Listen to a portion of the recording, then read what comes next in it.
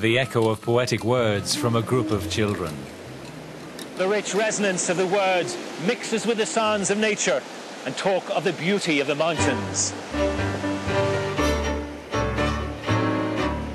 Vaxtını boş keçirmə, qələm al ələ. İlk dəfə bu dünyada bilik kəsb elə.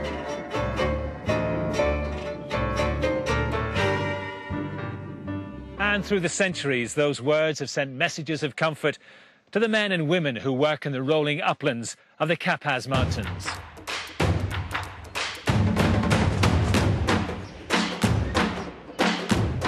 Birinci saflığı varsa da suda, artıq içiləndə dərd verir o da.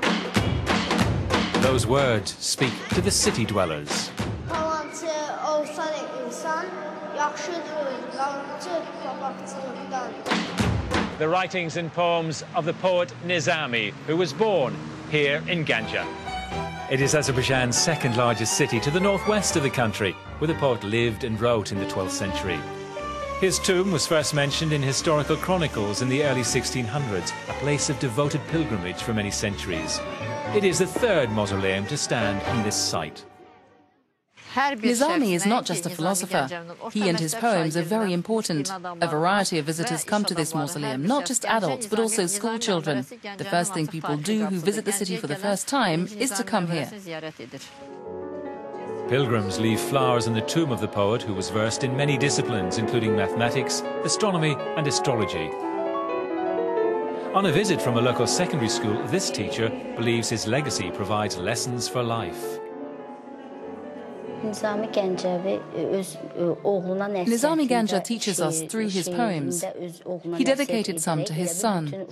They have a message for all children to love people, to love their country, the motherland, and to be close to your family, to be wise and intelligent. And if someone chooses to listen to these words, then they should try to teach others to follow in his footsteps. It's believed his writings inspired William Shakespeare to pen his tragic love story Romeo and Juliet, and the lyrics of rock guitarist Eric Clapton's hit song Layla are said to have their origins in one of Nizami's poems. Kanadlı sevgim. Many writers and poets live and work now in the city, which is the academic and literary centre of Azerbaijan. Sahib Ibrahimli has been writing for 40 years as a scientist, dramatist and poet. Living here in Azerbaijan, I get good feelings about the country's history. I'm very interested in our history, in the difficult times which the country has faced, and in the country's heroes. I'm continuing to do more research on this subject, as I want our young people to know more about Azerbaijan's past. I want the world and everyone to know about the history of Azerbaijan, and so to get to know the country better. Words are not the only tool for creative expressions. One poet uses matchsticks.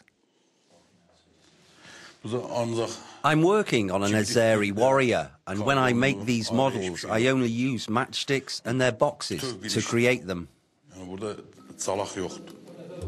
Away from his workshop, dominating the tea house which he owns and taking pride of place, is a model of Nizami. It took Aftandil just over a year to complete, with 3,500 matches. Close to the centre of Ganja, stones from Sochi and bottles from the Champagne region in France have been used to create a poignant tribute of a very different kind.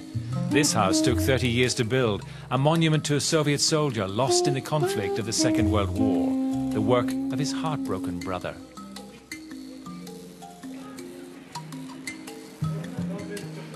Some words now, not from a poet, but the world-famous explorer Marco Polo, who visited this region in the 13th century. He reported that he saw bubbling from the ground springs of black goo which men burned. Now they come from all over the world, not to burn the oil, but to take a bath in it. Join us as we take the plunge on the next Azeri Life.